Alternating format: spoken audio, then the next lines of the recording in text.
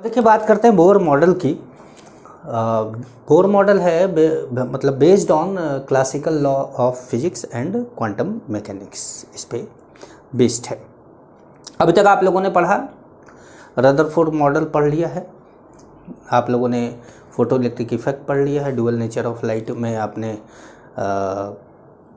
Wave के बारे में पढ़ लिया है। तो आप कुछ एनर्जी का आइडिया आप लोगों को पता चल गया है कि E=hc/λ होता है, इतना आपको आइडिया है। अब हम लोग जो बात करने वाले हैं बोर मॉडल की, यहाँ पर भी इन फॉर्मूलों की आपको ज़रूरत पड़ेगी। तो जो मेन पोस्टुलेट्स थे ऑफ बोर मॉडल, वो क्या था? पहला पॉइंट था कि atom has two part, atom has two part, दो पार्ट था। पहला nuclear part, that is nucleus, और दूसरा एक्स्ट्रा न्यूक्लियर पार्ट, वो क्या था? इलेक्ट्रॉन्स थे। एटम के दो पार्ट है, पहला न्यूक्लियर पार्ट और दूसरा extra nuclear part. Second point है इसका, मतलब बोर के पोस्टुलेट से ढेर सारे थे, हम लोग मेन पॉइंट की बात कर रहे हैं। सेकंड पॉइंट ये था कि इलेक्ट्रॉन रिवॉल्व अराउंड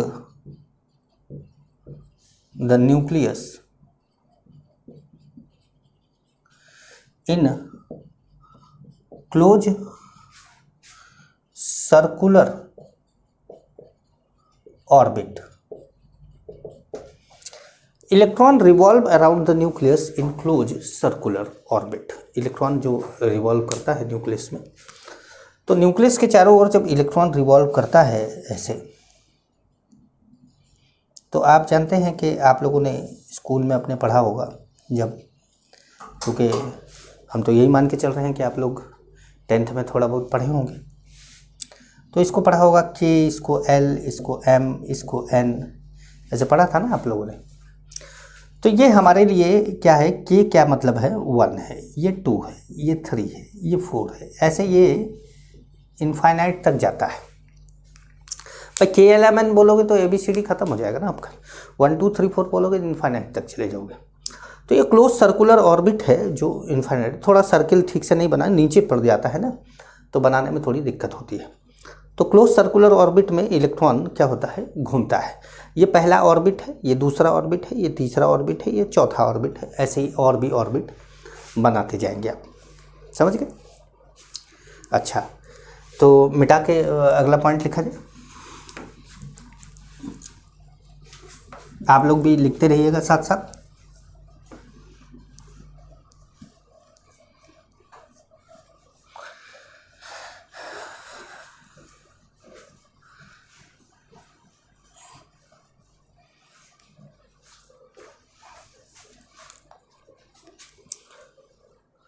अब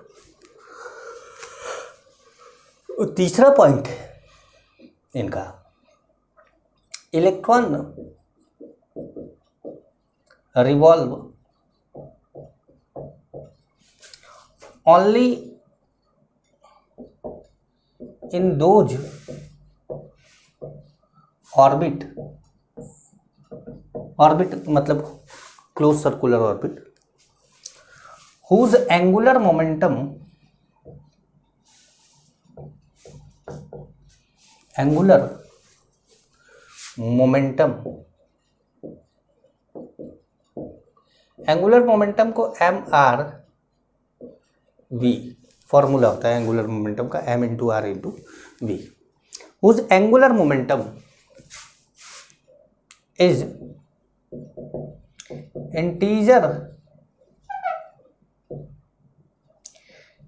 इंटीजर मल्टीपल ऑफ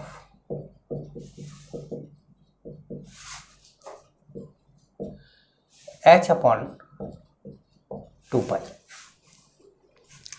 मतलब इलेक्ट्रॉन केवल उन्हीं ऑर्बिट में रिवॉल्व करते हैं जिनका ये इंटीजर मल्टीपल इंटीजर का मतलब होता है 1 2 3 4 इनफाइनाइट तक पॉजिटिव नंबर होता है, फ्रैक्शन में नहीं होता ये। तो electron revolve only in those orbit whose angular momentum MVR is integer multiple of h/2π। मतलब MRV MVR, हाँ जो MVR भी लिख सकते हैं, MVR is equal to NH/2π, ये बोल सकते हैं आप। और n क्या है 1 2 3 4 5 ऐसे इनफाइनाइट तक जाएगा। ये मान लेते हैं कि हमारा इक्वेशन नंबर क्या है 1 है, समझ गए। तो ये हमारा इक्वेशन नंबर 1 रहेगा। अब देखिए चौथा पॉइंट जो था वो ये था कि एनर्जी ऑफ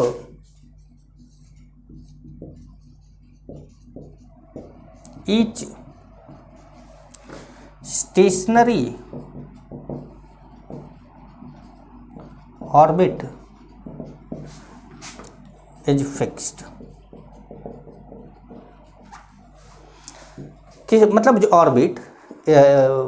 ऑर्बिट इधर उधर नहीं ना भागेगा, तो इसलिए स्टेशनरी ऑर्बिट, इलेक्ट्रॉन ही तो खाली भाग रहा है।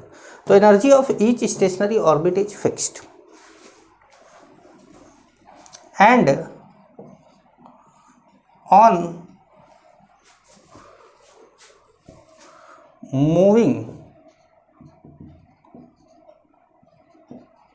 away from the nucleus, energy of orbit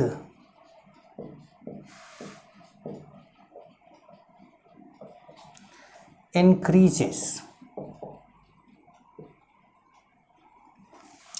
energy of orbit क्या होगा, इंक्रीज होगा। जैसे जैसे आप दूर जाते जाएंगे, न्यूक्लियस से दूर जाते जाएंगे, वैसे वैसे ऑर्बिट की एनर्जी क्या होती जाएगी, बढ़ती जाएगी।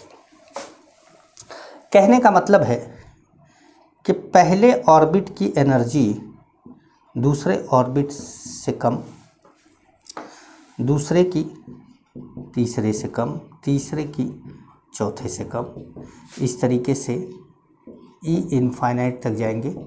और ई इनफाइनाइट की वैल्यू क्या होती है, 0 होती है। तो ई इनफाइनाइट की वैल्यू 0 होती है, इसका मतलब है कि ये सब वैल्यू किस में है, नेगेटिव में है। ये सब वैल्यू नेगेटिव में है, तभी तो ये मैक्सिमम जो है वो उसकी 0 है, समझ गए। चलिए पांचवा पॉइंट ये कहा जाता है कि इलेक्ट्रॉन किसी भी एक स्टेशनरी ऑर्बिट से अगर जब नहीं, पांचवा पॉइंट ये कहा जाता है कि जब तक कोई इलेक्ट्रॉन किसी एक पर्टिकुलर ऑर्बिट में रिवॉल्व करता है तब तक ना तो वो एनर्जी का लॉस करता है और ना ही वो एनर्जी का गेन करता है।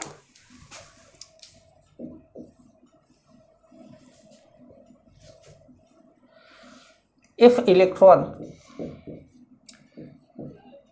revolve in a particular stationary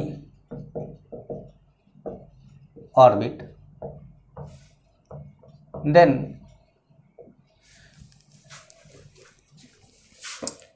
it neither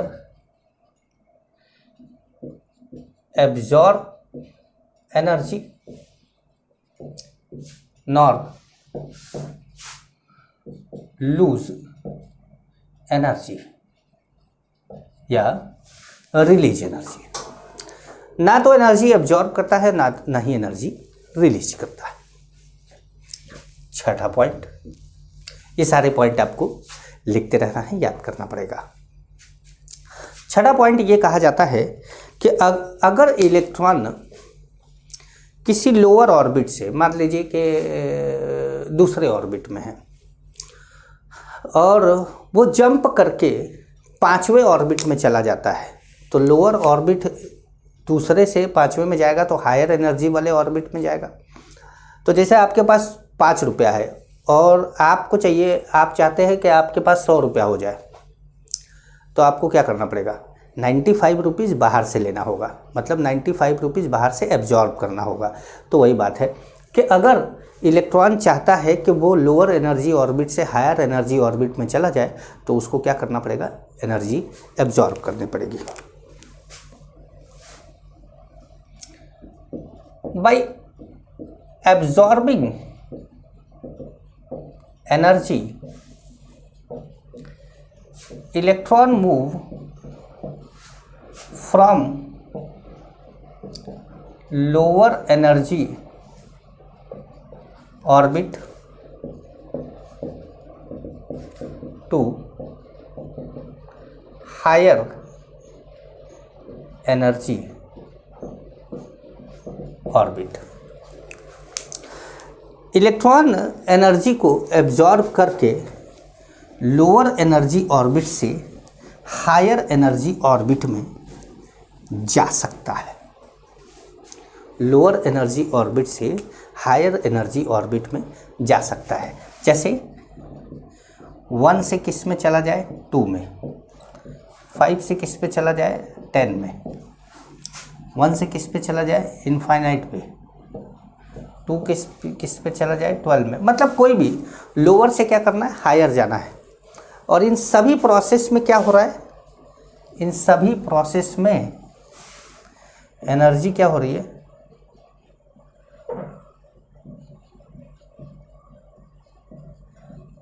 absorbed हो रही है।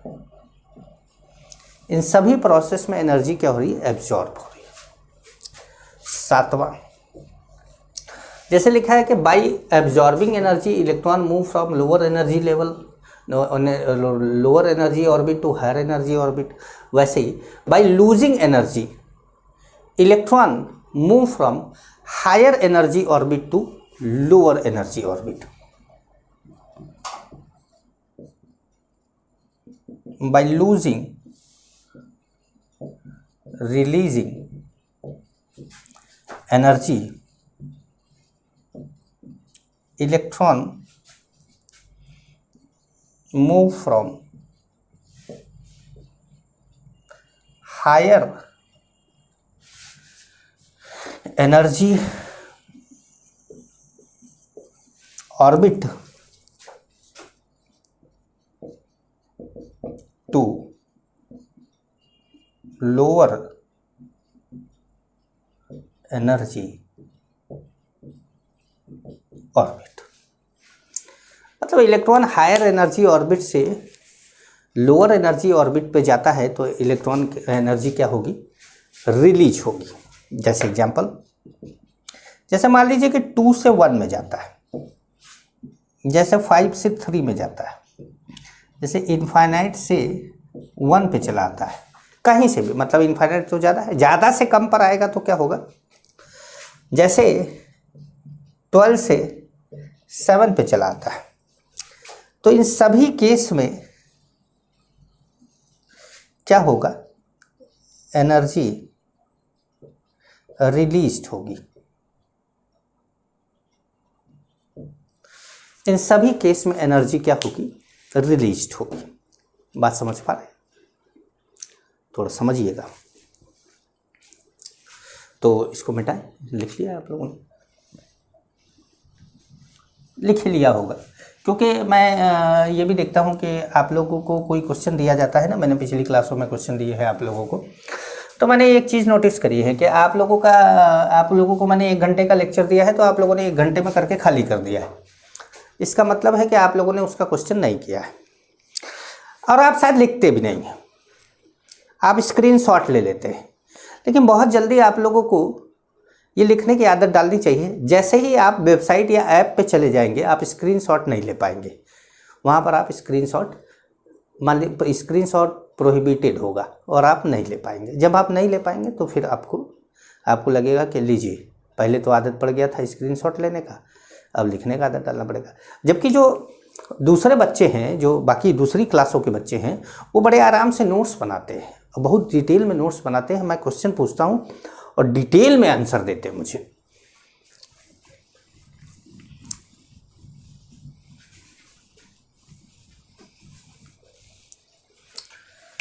ठीक है।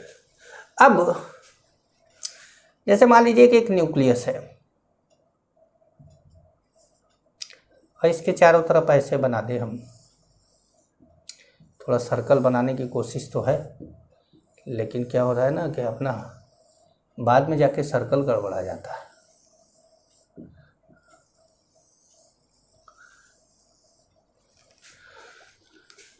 काफ़ी हद तक सही बन गया है।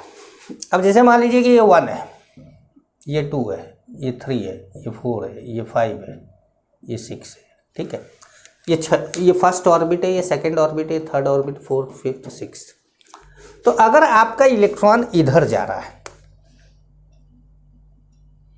आपका इलेक्ट्रॉन मान लीजिए ऐसे जा रहा है, इधर जा रहा है, इधर जा रहा है, इधर जा रहा है, या ऐसे जा रहा है, या जो है सीधे ऐसे यहाँ कूद जा रहा है, या सीधे यहाँ कूद जा रहा है, या यहाँ कूद जा रहा है, तो ये सब आप देख रहे हैं कि एरो किस तरफ है, ऊपर की तरफ है।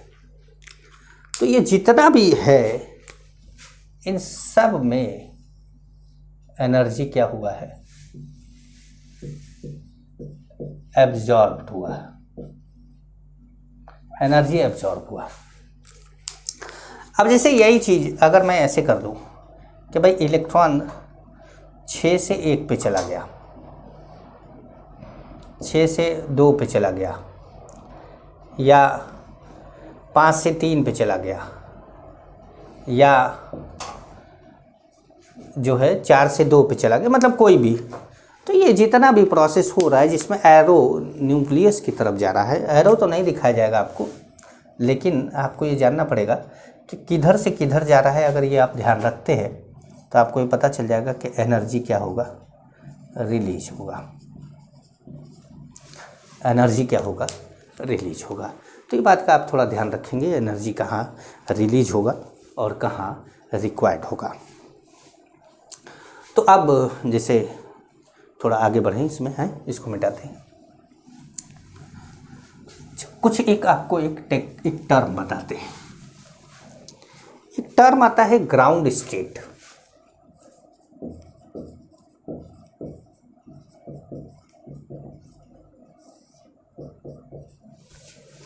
ग्राउंड स्टेट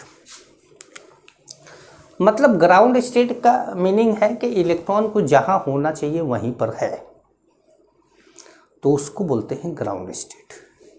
और जो बोर मॉडल है, हाँ तो ये बात लिख लिया जाए पहले कि बोर मॉडल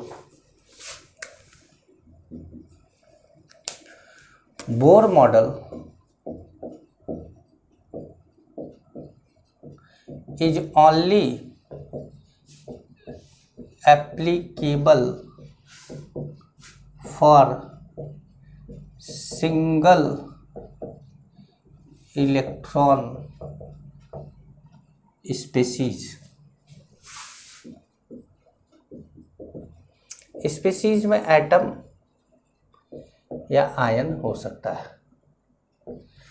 एग्जाम्पल जैसे हाइड्रोजन में क्या है, एक ही इलेक्ट्रॉन है। ड्यूटेरियम में भी क्या है, एक ही इलेक्ट्रॉन है। ट्राइटियम में भी क्या है, एक ही इलेक्ट्रॉन है। जैसे हीलियम ले लिया तो हीलियम के पास कितना इलेक्ट्रॉन है, 2। तो आप 2 इलेक्ट्रॉन है तो फिर अप्लाई नहीं कर सकते बोर थ्योरी। तो आप क्या करिए, एक प्लस लगा दीजिए। एक प्लस लगाने का मतलब आप इसका एक इलेक्ट्रॉन पहले ही निकाल चुके हैं, अब इसके पास एक इलेक्ट्रॉन बचा, तो अब आप इस पर बोर थ्योरी अप्लाई कर सकते हैं। जैसे लिथियम है तो लिथियम का एटॉमिक नंबर 3 है, मतलब इसमें 3 इलेक्ट्रॉन है। तो अगर इसका आप 2 इलेक्ट्रॉन निकाल दें तो इस पर भी आप बोर थ्योरी अप्लाई कर सकते हैं। जैसे बेरिलियम है, एटॉमिक नंबर कितना है, 4 है, इस पर आप 3 प्लस लगा दें तो इस पर भी आप बोर थ्योरी अप्लाई कर सकते हैं। जैसे बोरॉन है, बोरॉन के पास 5 इलेक्ट्रॉन है और आप इस पे 4+ लगा दें तो आप इस पर बोर थ्योरी अप्लाई कर सकते हैं। जैसे कार्बन है, कार्बन पे आप 5+ लगा दें, जबकि कार्बन का एटॉमिक नंबर 6 है, 1 इलेक्ट्रॉन बचेगा, तो आप इस पर भी बोर थ्योरी अप्लाई कर सकते हैं। कहने का मतलब है कि अगर कोई एटम है और 1 इलेक्ट्रॉन वाला है, जैसे हाइड्रोजन, ड्यूटेरियम, ट्राइटियम, तो आप सीधे बोर थ्योरी अप्लाई कर दीजिए। लेकिन अगर कोई एटम जो जिसमें 1 से ज़्यादा इलेक्ट्रॉन है, तो फिर इतना चार्ज लगा दीजिए ताकि उसके पास केवल 1 इलेक्ट्रॉन बच जाए, तब उस पर आप बोर थ्योरी अप्लाई कर सकते हैं। ठीक है, तो एक टर्म की हम बात कर रहे थे, ग्राउंड स्टेट। ग्राउंड स्टेट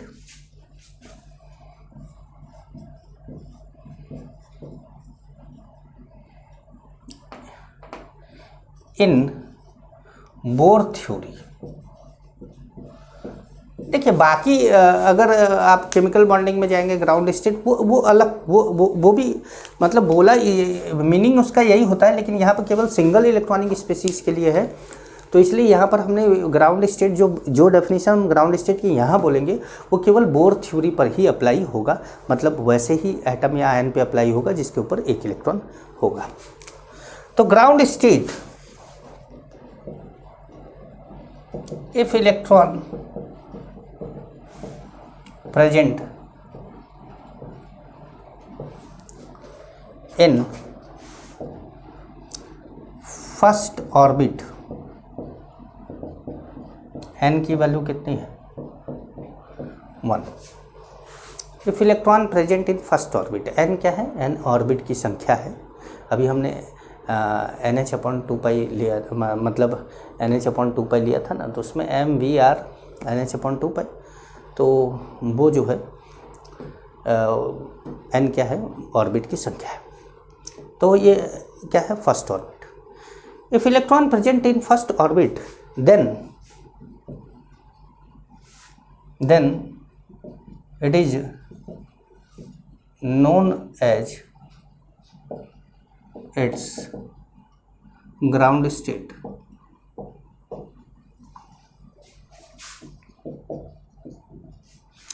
ठीक है, अब जैसे दूसरा एक और टर्म आता है excited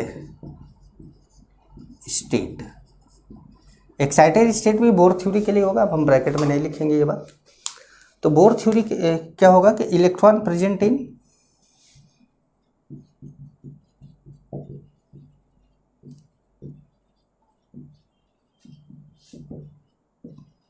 in other than first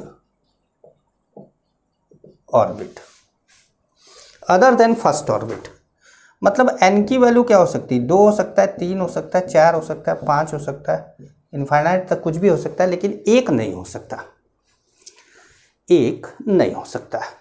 अब जैसे यहां पर आपको बोला गया फर्स्ट एक्साइटेड स्टेट,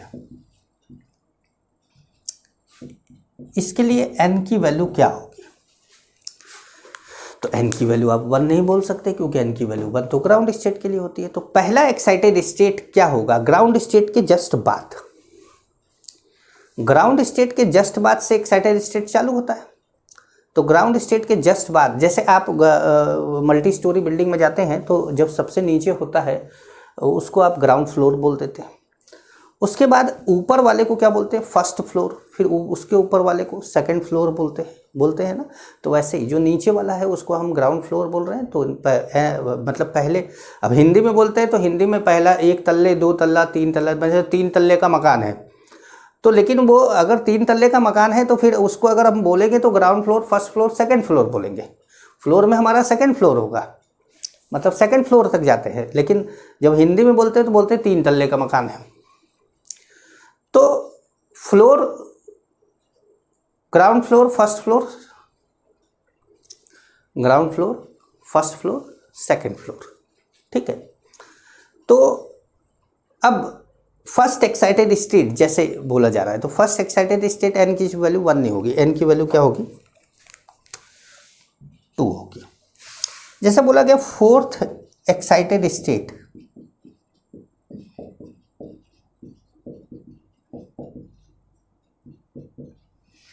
तो n की वैल्यू क्या होगी, n की वैल्यू 5 होगी। मतलब जो एक्साइटेड स्टेट है उसमें एक जोड़ता है। जैसे बोला गया आपको 10th एक्साइटेड स्टेट,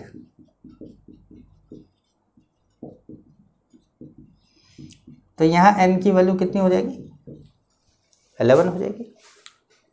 बात समझ पा रहे हैं? तो ये याद रखना होगा आपको, क्योंकि ये चीज़ें आप लोगों को बार बार आपके क्वेश्चन के लिए काम की है और ये हमेशा आपके सामने आएगा। समझ पा रहे हैं? तो इसको आपको ज़रूर लिख लेना चाहिए। लिख लिया होगा आप लोगों ने। तो हम 8वें पॉइंट पर आते हैं।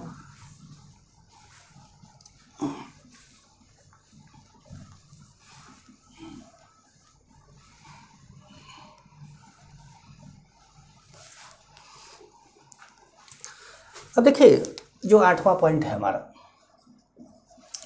वो है कि electron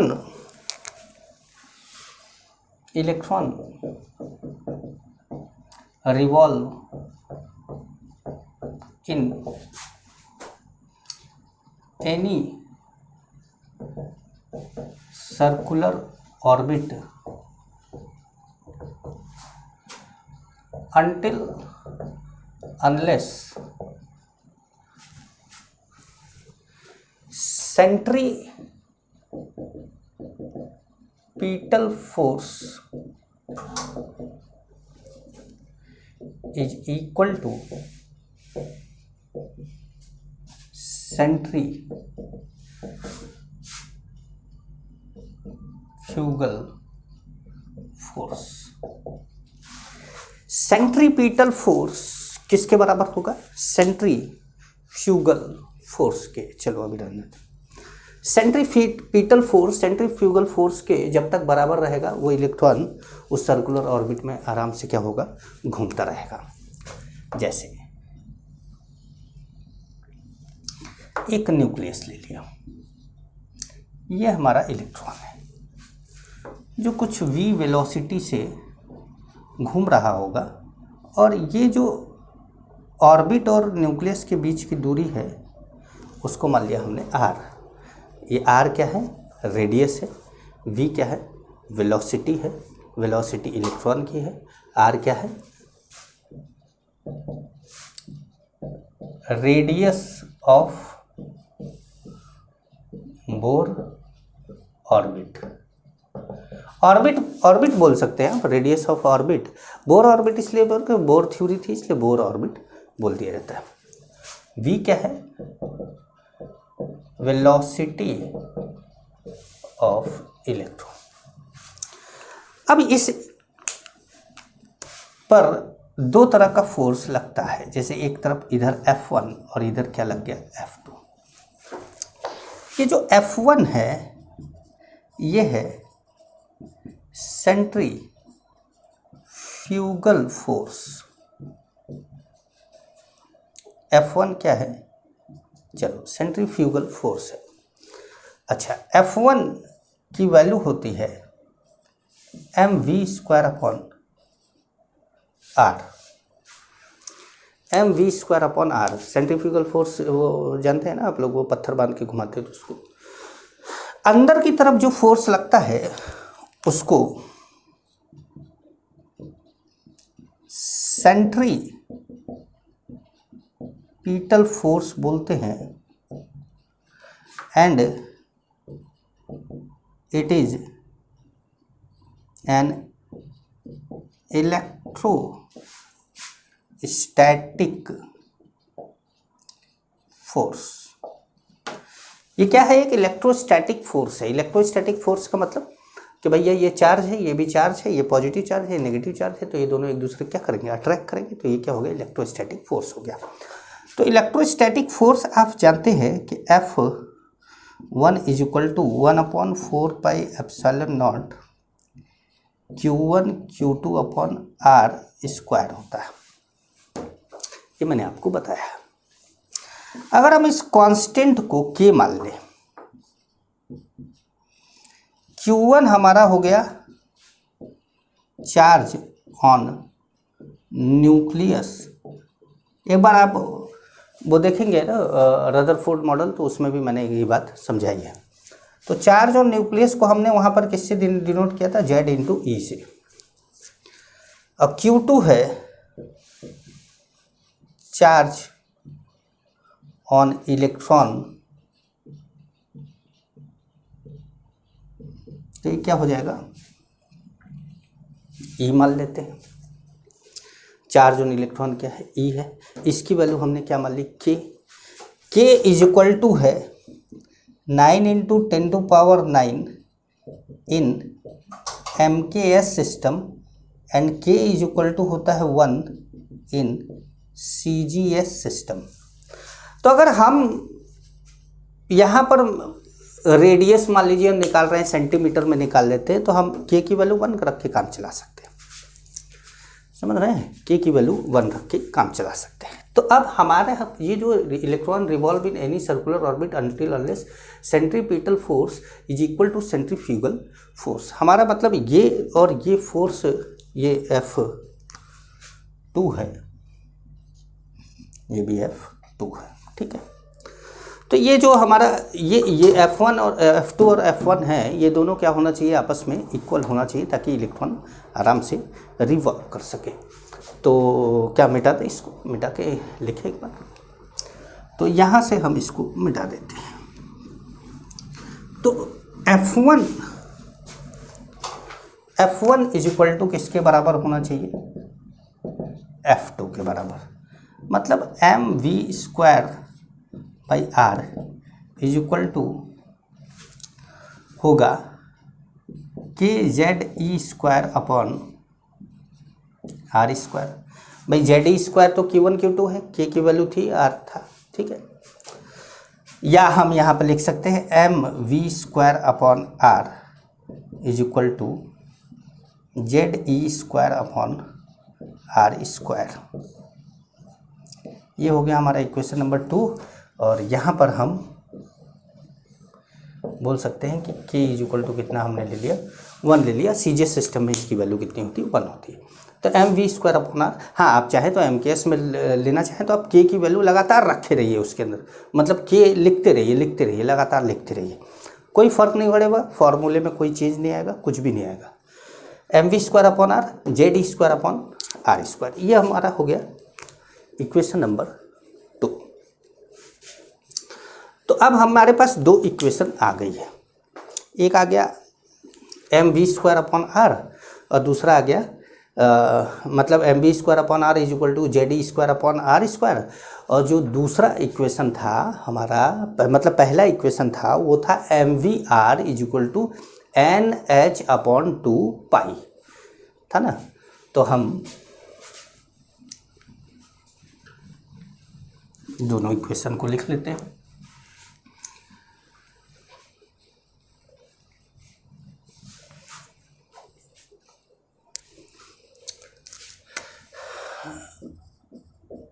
mathematical concept of bore theory, Bohr model लिख लेते हैं। तो इसमें हमारा क्या है, एक पहला इक्वेशन है m, छोटा m लिखते हैं, mvr is equal to NH/2π, पहला इक्वेशन है। और mv²/r is equal to Ze²/r², हमारा ये दूसरा इक्वेशन है, ठीक है। तो अब हमको कुछ कैलकुलेट करना है अगर, तो हम निकाल लेते हैं। अब लिखेगा, मतलब हम निकालेंगे कि calculation of radius Rn, radius of Bohr orbit. Rn क्यों बोला, क्योंकि जैसे Rn का मतलब है n, मतलब nth ऑर्बिट, पहला ऑर्बिट तो R1, दूसरा ऑर्बिट तो R2, तीसरा ऑर्बिट तो R3, तो मतलब Rn का मतलब nth ऑर्बिट। ये आर, यहाँ पर भी हम आर एन बोल सकते हैं। तो अब हमारा जो है पहला, अब हमको क्या करना है, यहाँ पर M V is equal to क्या हो जाएगा, फ्रॉम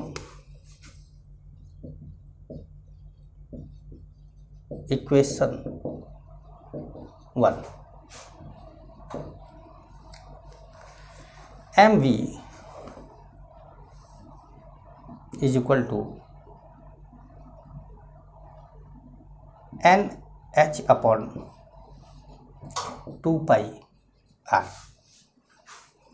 जो हो गया। अच्छा, ये भी एक फॉर्मूला है, याद रखिएगा कि ये भी एक फॉर्मूला है, मोमेंटम के लिए N H upon 2 pi R लिखा जाता है, ठीक है। तो ये एक फॉर्मूला हमारे लिए आ गया। अब हमारा जो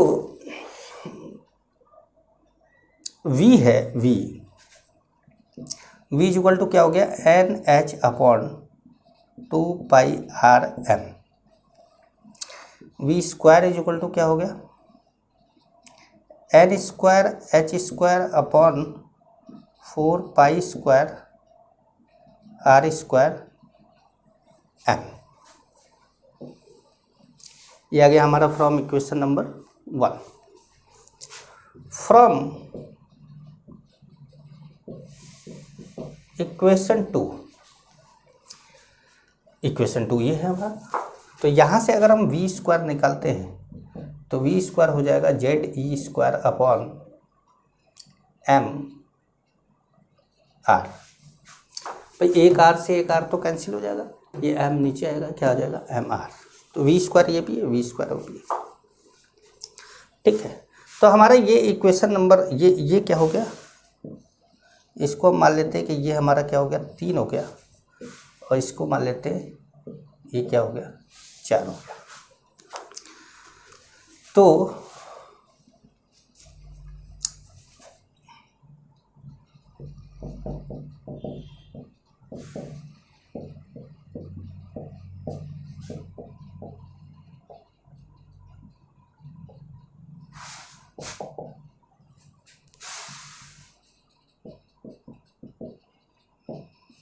हम क्या करेंगे कि इक्वेशन 4 के मतलब 3 की वैल्यू को 4 की वैल्यू में रख देंगे। मतलब यहाँ पर चाहे 4 में 3 का रख दो, ये भी वी स्क्वायर है, ये भी वी स्क्वायर है, चाहे ये वी स्क्वायर की वैल्यू ये है, यहाँ पे लाके रख दो, चाहे ये वी स्क्वायर की वैल्यू ये है, यहाँ पे लाके रख दो, कोई फर्क नहीं पड़ता। तो हमने क्या करा, हमने लिखा Z E square upon M R is equal to, ये क्या है, N square H square upon 4 pi square M R square, ठीक है भाई।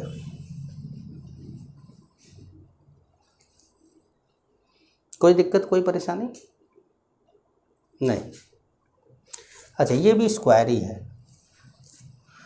तो ये भी स्क्वायर है, क्यों भाई, क्योंकि हमने इसका स्क्वायर किया था ना, तो सबका स्क्वायर होगा ना भाई, 4 पाई स्क्वायर, ठीक है। तो अब हमारा जो भी कटता है वो कैंसिल कर दो। देखो, एक आर से एक आर कैंसिल हो जाएगा, एक एम से एक एम कैंसिल हो जाएगा, ठीक है। क्या बचेगा, इसको मिटा दें आप यहाँ से, ये ऊपर वाला,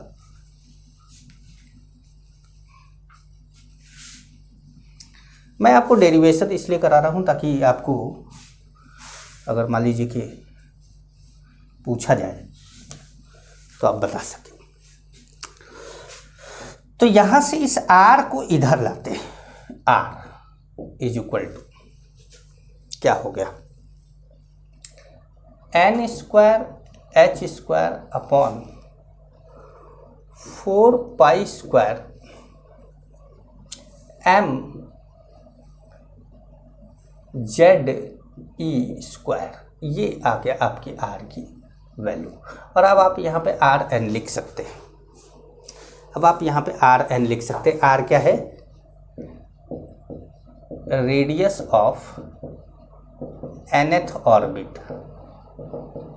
अब आप आर की जगह पे आर एन लिख सकते हैं, आप आर भी रहने सकते हैं, आर एन भी लिख सकते हैं, कोई फर्क नहीं पड़ता।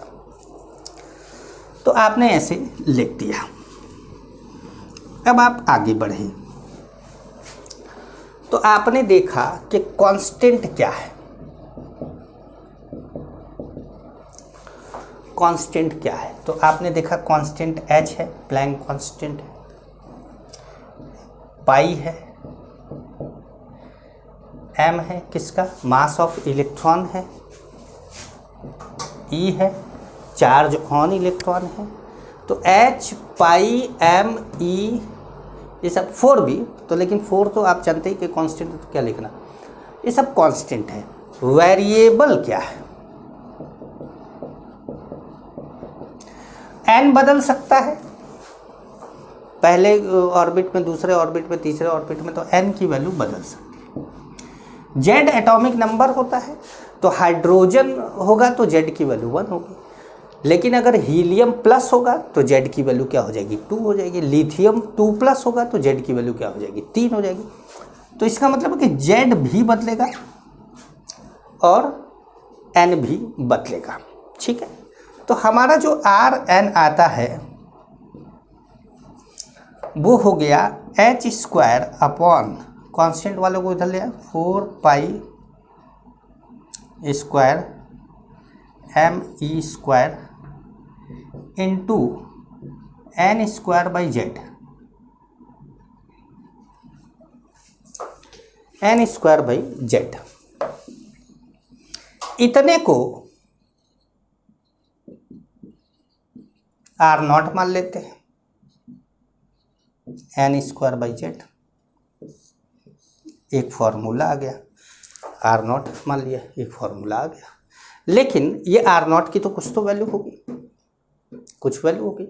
तो आप जब इन सब की वैल्यू रखेंगे, इन सब की वैल्यू रखेंगे, जैसे h की वैल्यू है 6.62 इंटू 10⁻34, पाई की 3.14, m की 9.1 इंटू 10⁻31, e की 1.6 इंटू 10⁻19। ये सारी वैल्यू जब आप रखते हैं,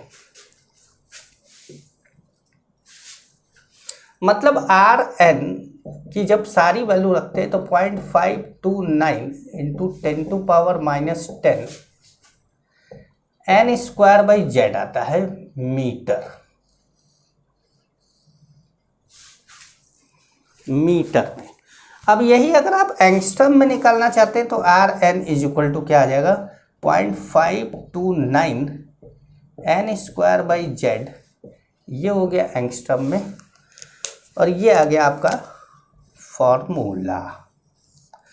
तो अगर आपसे बोला जाए कि भाई R0 क्या है, तो ये R0 अगर आप एंगस्ट्रम में निकाल रहे हैं तो 0.529 ही R0 है, और अगर आप मीटर में निकाल रहे हैं तो 0.529 इंटू 10⁻10 क्या है, R0 है। हमने इस पूरे को जो है कांस्टेंट R0 मान लिया था, ठीक है। अब आप देखिए कि n की वैल्यू क्या है।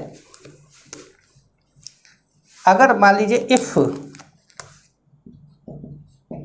n is equal to 1 and z is equal to 1, तो ये n is equal to 1 and z is equal to 1 क्या है, ग्राउंड स्टेट ऑफ हाइड्रोजन हो गया। भाई ग्राउंड स्टेट में n की वैल्यू 1 होती है और हाइड्रोजन की z की वैल्यू हमेशा 1 होती है। तो Rn इज इक्वल टू कितना हो जाएगा, 0.529 एंगस्ट्रम। तो ये Rn इज इक्वल टू क्या हो जाएगा, R0। ये तब होगा जब n की वैल्यू 1 और z की वैल्यू 1 रहेगी, वरना आप इस फॉर्मूले से हमेशा इसको सॉल्व करेंगे। ये फॉर्मूला आपका मेन है, 0.529 n² बाई z। कभी आपको कंपैरिजन करना होता है तब R0 वाले की ज़रूरत आपको पड़ती है, वैसे तो आपको ज़रूरत नहीं पड़ती है, समझ रहे हैं। तो चलिए इस पे जो है एक क्वेश्चन करके देखते हैं।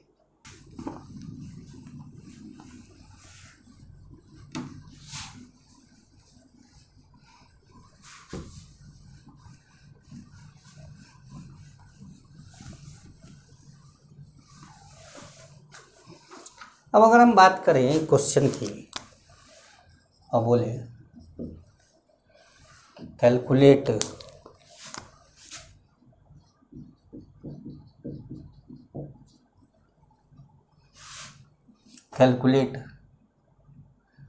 Radius of first, second and third Bohr orbit of hydrogen atom. A radius of first, second, third Bohr orbit of hydrogen atom. Solution. Formula हमें पता है कि R N is equal to है 0.529 N square by Z angstrom. ये formula है, ये हमको पता है। एन ऑर्बिट की संख्या है, ऑर्बिट का नंबर है, और जेड उस एटम का एटॉमिक नंबर है। तो सबसे पहले पहला तो R1 भाई R1 पहला R1 0.529 इंटू एन की वैल्यू क्या हो गई 1, और हाइड्रोजन के लिए जेड की वैल्यू क्या होती है 1, तो क्या हो गया 0.529 एंगस्ट्रम भी आ गया। दूसरा R2 0.529 एन की वैल्यू कितनी 2, तो 2 स्क्वायर अपॉन 1, जेड तो हाइड्रोजन है तो 1 रहेगा ही, तो ये कितना हो गया 0.529 इंटू कितना 4 एंगस्ट्रम। मल्टीप्लाई नहीं कर रहा हूँ भाई मैं, वो आप मल्टीप्लाई कर लीजिएगा। तीसरा R3 0.529 इंटू एन की वैल्यू कितनी है 3 का स्क्वायर अपॉन 1, 0.529 इंटू कितना 9 एंगस्ट्रम। समझ पाए? एक और लिए क्लियर है ना भाई यहाँ तक?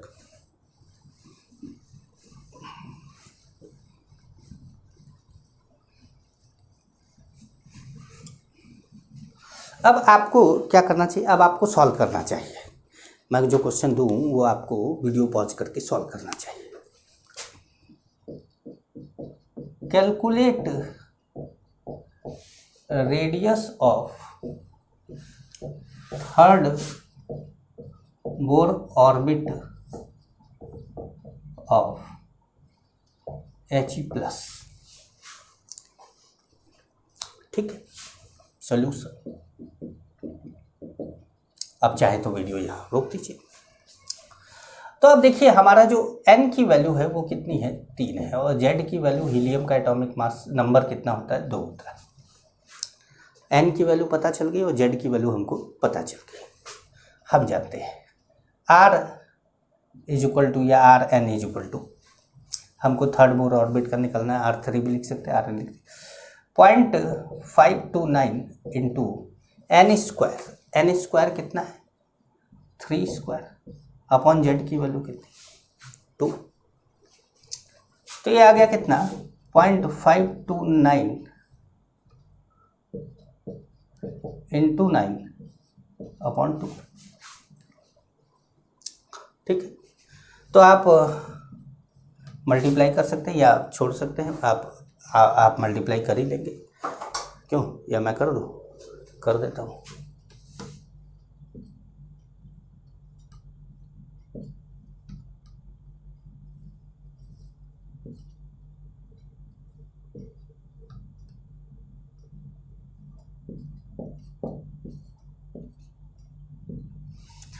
ठीक है,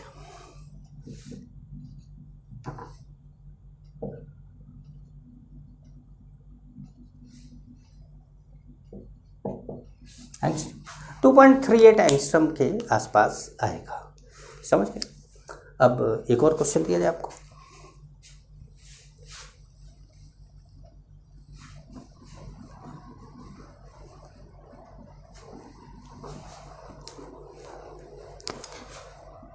calculate radius ratio of third third Bohr orbit of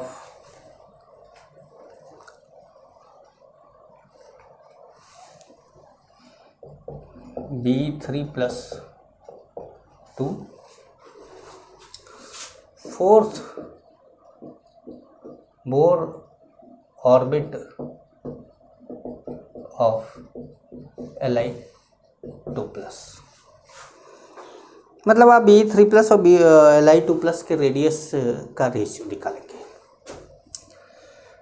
solution है हमारा, ठीक है। तो R पहले हमारा जो है R3B3+ है अपॉन R4Li2+ है। तो R3 है। और अच्छा एक बात जानते रहिए कि R1/R2 = N1² N2² into Z1 ये Z2। ऐसे फॉर्मूला आप बना सकते हैं दोनों का रेशियो निकालने के लिए, या आप ऐसे कर सकते हैं जैसे मैं बता रहा हूँ आपको। जैसे R3B3+ ये क्या हो गया R0 इंटू, बट 0.529 लिखने से कोई फ़ायदा नहीं, वो तो कैंसिल होना है, तो R0 लिख लेते हैं। R0 इंटू, या 0.529 भी लिख सकते हैं आप, कोई फ़र्क नहीं पड़ता। R0 इंटू N की वैल्यू कितनी है 3² अपॉन कितना 4, मतलब ये आ गया 9R0/4, ठीक है। और R4Li2+ ये कितना है R0 इंटू कौन सा ऑर्बिट 4² अपॉन 3, तो कितना हो गया 16R0/3, ठीक है। अब आप इन दोनों को क्या करेंगे, डिवाइड कर देंगे। तो R3B3+, जरूरी नहीं कि आप इतना तामझाम करें R3Li2+ इस तरह का लिखें, आप चाहे तो R1 R2 मान के भी कर सकते हैं वैसे, लेकिन मैं तो क्या है समझा रहा हूँ ना, तो मुझे थोड़ा पूरा समझाना पड़ता है। तो हमने ये लिखा R0 और ये R0, तो R0 कैंसिल हो गया। ये क्या है, ये है, ये जैसे R1 है तो ये N1 था, देखिए। तो हमारा ये कितना है, ये कितना है 9R0/4, और ये कितना है 16R0/3। R0 से R0 क्या हो गया कैंसिल, क्या आ गया 27, और ये कितना आ गया 64। ये रेशियो आ जाएगा। कुछ समझ में आया? तो चलिए आगे बात करते हैं। ये फॉर्मूला कहीं लिख लीजिएगा, ये फॉर्मूला कहीं लिख लीजिएगा। तो अब अगर हम आगे बात करें,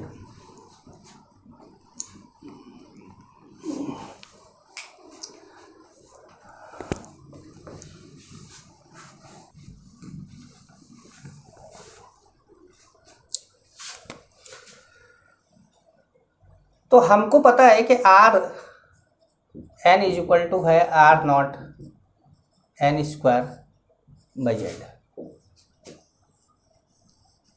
ये फॉर्मूला है, ठीक है। तो पहले बात करें एट कांस्टेंट Z, मतलब आपने क्या करा कि एक पर्टिकुलर आइटम है, Z कांस्टेंट हो गया तो पर्टिकुलर आइटम हो गया, हाइड्रोजन आपने ले लिया, हाइड्रोजन फिक्स कर दिया, और अब आप n बदल रहे हैं, L का मतलब उसका पहला ऑर्बिट, उसका 5वां ऑर्बिट, उसका 10वां ऑर्बिट, अब ऑर्बिट बदल रहे हैं। तो Rn एंड n पर, N² पर जो ग्राफ होगा वो कुछ ऐसे होगा, ठीक है। देखिए n की वैल्यू 0 नहीं होती, तो इसलिए हमने 0 से स्टार्ट नहीं कर सकते। अच्छा, या आप ऐसे भी दिखा सकते हैं कि R N is equal to N. तो अब देखिए आर एन की वैल्यू अगर 1 है, जेड तो कांस्टेंट है, मान लो जेड 1 है, हाइड्रोजन है, तो अगर एन की वैल्यू 1 है तो ये क्या हो गया आर नॉट, 2 है तो क्या हो गया 4 आर नॉट, 3 है तो क्या हो गया 9 आर नॉट। तो इसका मतलब है कि आर एन के एन 1 बढ़ रहा है तो आर जो है बहुत ज़्यादा बढ़ रहा है। तो ये जो ग्राफ होता है वो ऐसे बनता है,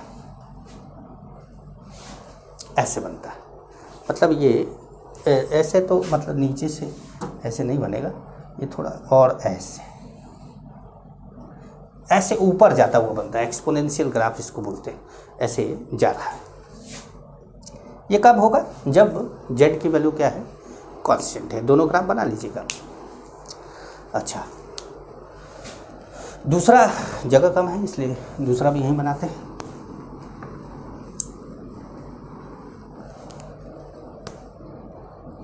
एट